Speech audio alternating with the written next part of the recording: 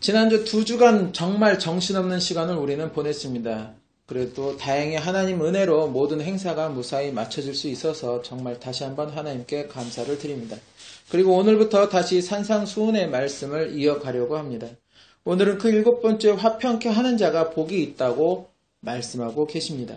그리고 그 복은 화평케 하는 그에게는 하나님의 아들이라 일컬음을 받을 것이라고 말씀하고 계십니다.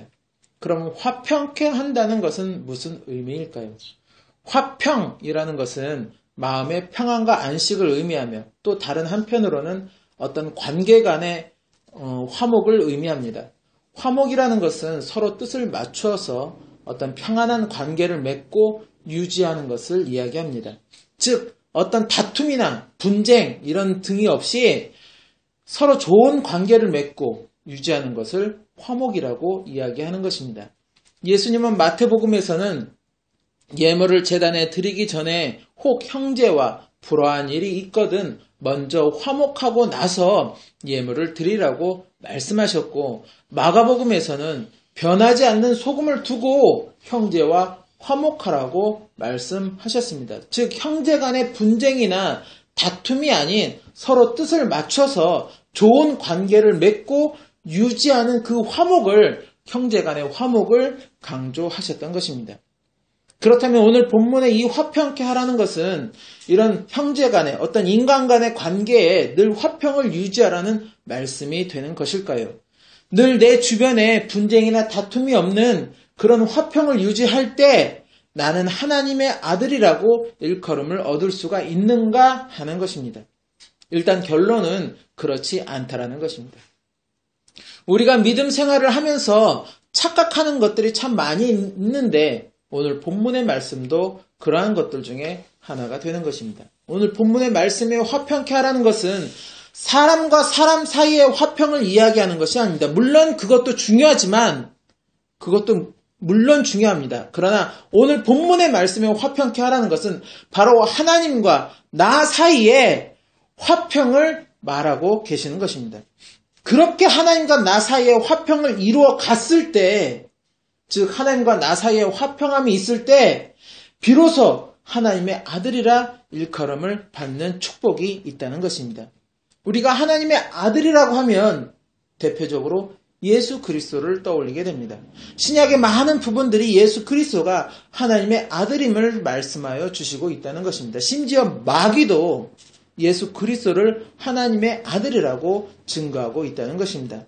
마태복음 8장 28절에서 29절, 또 예수께서 건너편 가다라 지방에 가심에 귀신 들린 자 둘이 무덤 사이에서 나와 예수를 만나니 저희는 심히 사나워 아무도 그 길로 지나갈 수 없을 만하더라.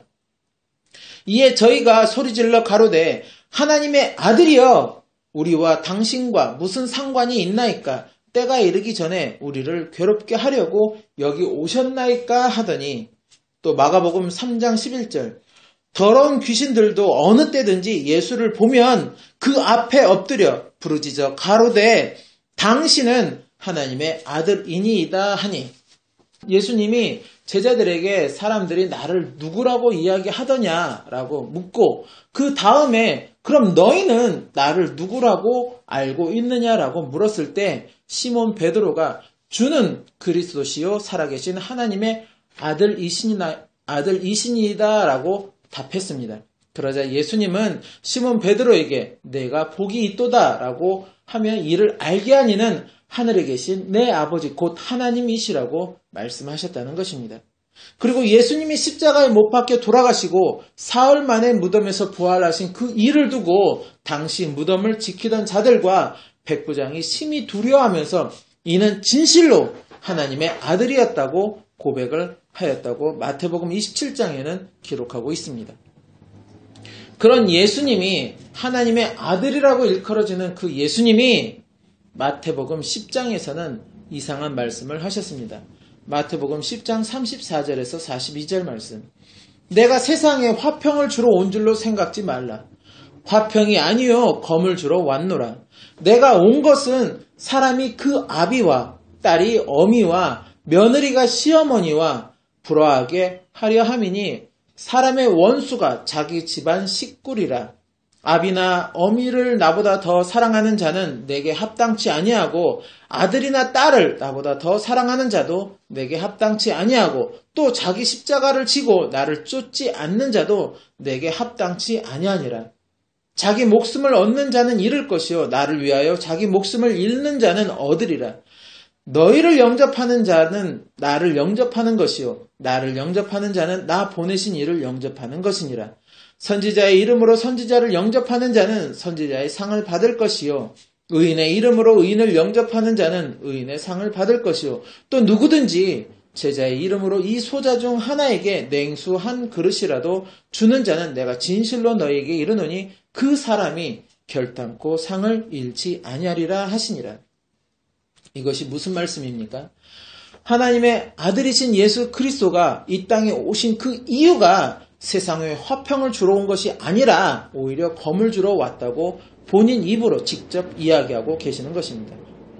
검이라는 것은 곧 싸움을 의미하는 것입니다.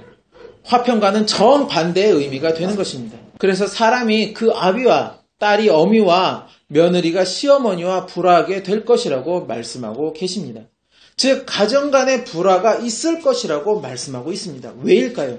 그 이유는 그 뒤에 말씀하고 계십니다. 나보다, 즉 예수 그리스도보다, 하나님보다 그 어떤 누구라도 그것이 부모이든 자녀이든 상관없이 하나님 위에 그 어떤 누구라도 더 사랑하는 것은 하나님께 합당하지 않는 존재가 된다고 말씀하고 있다는 것입니다. 사람과의 화목 물론 중요합니다. 특별히 가정 안에서의 화목은 아주 중요합니다. 부모는 자녀를 사랑하고 자녀는 부모를 공경해야 하는 그 사랑은 아주 중요한 덕목이기도 합니다. 그래서 하나님이 직접 주신 10계명의 5번째 계명도 내 부모를 공경하라고 말씀하고 있다는 것입니다. 그러나 그렇다고 해서 하나님보다 우선시하라는 것이 아니라는 것입니다. 아무리 자녀에 대한 사랑이 깊다고 하여도 그래서 자신의 목숨과도 맞바꿀 만한 그만큼 소중한 대상이라고 하여도 그것이 하나님보다 우선시 되어서는 안 된다는 것을 예수님을 말씀하고 있다는 것입니다. 믿음의 조상이라 일컬어지는 아브라함은 하나님 말씀에 순종하여서 목적지도 없이 자신이 머물던 지역을 과감하게 떠나기도 하였습니다. 그러나 그럼에도 불구하고 그에게는 이러저러한 실수들도 있었습니다.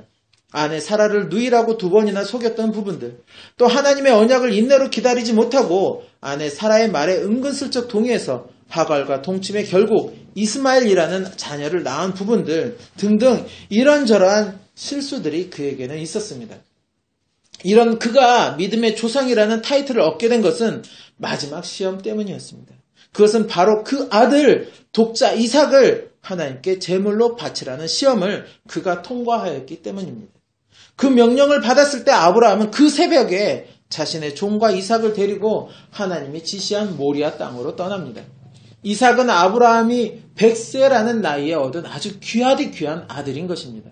그것도 아들이 여러 명이 있었던 것도 아니고, 그리고 그 전에 있던 이스마엘은 이미 다른 곳으로 그 엄마 하갈과 같이 떠나보낸 상태였고, 또한 하나님의 언약으로 인하여 인간의 상식을 뛰어넘어 태어난 아주 소중하고 귀한 그 아들이 바로 그 이삭인데, 그 이삭을 하나님이 번제물로 바치라고 명하신 것입니다. 번제물로 바치라는 것은 결국 그를 죽여서 그의 피를 하나님께 바치라는 것입니다. 이것은 부모로서는 도저히 감당하기 어려운 명령이고, 오히려 자신이 대신하여 제물이 되던가 아니면 하나님이 어찌 그럴 수 있느냐며 따지던가, 그것도 아니면 어떻게 하는가, 이 명령을 내가 어떻게 감당해야 하는가, 오랜 시간 무척 고민을 해야 하는 그런 상황인 것입니다. 그런데 그 명령을 받은 그 새벽에 떠났다는 것은 하나님의 명령에 아브라함은 주저함이 없었다는 것입니다. 그리고 드디어 모리아 산에 도착해서 이삭을 결박하고 칼로 막 이삭을 죽여서 제물로 삼고자 할 때, 그때 하나님이 이제는 오히려 급박하게 아브라함을 2번 불러서 그 행위를 멈추게 하십니다. 그리고는 내 명령이라면 내 소중하고 귀중한 독자라도 아끼지 않는 하나님을 향한 그 마음을 내가 이제야 알겠다라고 말씀을 하십니다. 바로 이 시험을 통과함으로 인하여 아브라함은 믿음의 조상이라는 타이틀을 얻을 수가 있었다는 것입니다. 바로 예수님은 이것을 말씀하고 계시는 것입니다. 세상에 나에게는 참으로 귀하고 소중한 존재들이 있게 마련입니다. 그것이 사람일 수도 있고 또는 어떤 다른 물건이나 생명일 수도 있습니다. 그러나 믿는 그리스도인들에게 제일 우선시 되어야 하는 것은 바로 하나님이라는 것입니다. 내가 소중히 여기고 귀중히 여기는 그 존재로 인하여 하나님의 말씀이 뒷전이 되고 하나님을 경외하는 것이 그 일이 뒷전이 된다면 예수님의 말씀처럼 하나님께 합당한 존재가 되지 못한다는 것입니다. 화평은 성령의 열매 중에 하나가 됩니다. 내 안에 성령이 충만하게 되면 하나님과 나와의 관계에 언제나 화목이 뒤따르게 된다는 것입니다. 구약의 하나님은 이스라엘 민족에게 화목제를 강조하셨습니다. 화목제라는 것은 하나님과 인간 사이의 관계를 더욱더 돈독히 하기 위한 제사 의식이었습니다. 그것은 인간에게 하나님의 백성이 되는, 즉 구원을 얻는 길이 되는 것이었습니다. 반면 하나님은 이 의식을 통해서 자신의 사람들이 하나님과 더 돈독해지기를 원하셨던 것입니다. 그러나 그 화목은 깨뜨려졌고 이것을 깨뜨린 것은 하나님이 아닌 사람들이었습니다. 그래서 결국 하나님과의 관계가 끊어졌었고 예수님이 본인 스스로가 화목 제물이 되어서 끊어졌던 이 관계를 다시 이어주시게 된 것입니다. 하나님은 지금도 하나님의 자녀들이, 하나님의 백성들이 하나님과 언제나 돈독하고 화목한 관계를 맺고 살기를 원하시고 계십니다. 그리고 그러한 사람들이 한 사람이라도 더 늘어나기를 원하시고 계시는 것입니다. 우리가 전도를 해야 하는 그 이유도 바로 여기에 있는 것입니다. 하나님이 이 관계를 원하시고 우리에게 부탁하시기 때문입니다. 더불어 나 역시도 하나님과 돈독한 그런 화평의 관계를 맺고 있느냐, 또 유지하고 있느냐 늘 점검해야 한다는 것입니다. 하나님보다 더 중요시하는 것이 지금 내게 없는지, 하나님 말씀보다 더 중요시되는 것이 내 안에 지금 우리의 삶에 있는 것은 아닌지, 나의 그 어떤 일이나 존재로 인하여 말씀이 뒷전이 되고 하나님을 경외하는 그 마음이 흔들리거나 뒤로 미루어지는 것은 아닌지 우리는 이것을 항상 점검하고 또 점검하여서 하나님과 늘 화평한, 화목한 관계를 유지하면서 살아야 한다는 것입니다. 그리할 때 비로소 하나님의 아들이라는 일컬음을 얻게 된다는 것입니다. 그럼 여기서 하나님의 아들이라고 일컬음을 얻게 된다는 것은 무슨 의미일까요? 우리도 예수 그리스도가 된다는 그런 말씀일까요? 구약에 보면 하나님의 아들들이라고 명시하는 부분들이 나옵니다.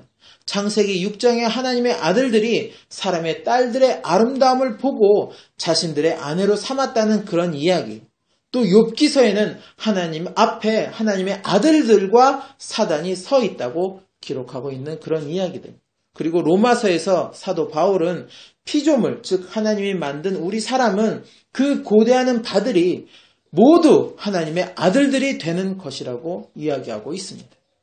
따라서 우리가 하나님과 화평케 됨을 인하여 하나님의 아들이라고 일컬어지는 축복을 받는다는 것은 결국 내가 하나님의 독생자 예수 그리스도가 되는 것이 아니라 바로 하나님의 자녀, 곧 하나님의 백성이 된다는 말씀인 것입니다. 즉 하나님과 화평함을 유지할 때 나는 하나님의 백성이 되는 것이고 그것은 곧 구원을 이루는 것을 의미한다는 것입니다. 그리고 하나님과 화평함을 유지하는 그 비결은 바로 하나님 말씀에 온전히 순종하는 것입니다. 피조물에 불과한 우리가 하나님을 내 뜻에 맞추라고 할 수는 없는 것입니다. 하나님이 만드신 피조물인 우리는 우리 자체가 하나님의 뜻에 온전히 부합되어야 하는 것입니다. 이것이 바로 하나님과 화평함을 유지할 수 있는 비결이 되는 것입니다. 이 기준이 나에게 바로 서 있을 때 하나님께 드리는 기도가, 하나님께 드리는 예배가, 예물이, 헌신이 달라지게 되는 것입니다. 아직도 우리는 하나님이 나의 기준에, 내 기준에 부합되기를 바라는 모습들을 우리는 보이고 있다는 것입니다. 우리의 기도의 모습이 그러하고, 우리의 예배의 자세들이 그러하고, 우리의 헌신의 모습들이 그러함을 보이고 있다는 것입니다. 여전히 내 기준에 맞춰서 하나님께 구하고 내 기준과 상황에 맞춰서 예배를 드리고 내 만족과 합당하는가 그렇지 않는가를 따지면서 우리는 헌신을 하고 있다는 것입니다. 이것은 우리가 기도를 드리면서도 또 예배를 드리면서도 헌신을 하면서도 하나님께 올바른 기도와 예배, 헌신을 드리는 것은 아니라는 것입니다. 늘 하나님을 경외하는 마음으로 매사 무엇이든 하나님께 아뢰고 기도하는 우리의 기도, 그리고 덮어놓고 예배만 드리면 장땡인 그런 예배가 아니라 하나님이 연락할 수 있는 그런 준비되고 거룩한 예배, 경건된 예배, 그리고 내 만족이 아니라 오직 주님의 나라와 영광을 위한 우리의 헌신의 삶이 바로 하나님과 화평함을 이루는 삶인 것이고, 그런 우리의 삶에 하나님은 하나님의 백성으로 우리를 인정하여 주신다는 것을 우리는 반드시 명심하고 또 실천하며 살아야 할 것입니다. 어제보다는 오늘이 더 나은, 오늘보다는 내일이 더 나은 우리의 모습을 우리는 항상 소망하며 살아갑니다. 하나님을 향한 우리의 마음, 우리의 삶 역시도 어제보다는 오늘이, 오늘보다는 내일이 더 나은, 그래서 하나님과 더욱더 화평함을 유지하는 우리의 삶이 되어야 할 것입니다. 그리고 우리의 그러한 삶을 우리만 간직하는 것이 아니라 내 가족들과 우리의 이웃들에게도 전하는 삶이 되어야 할 것입니다.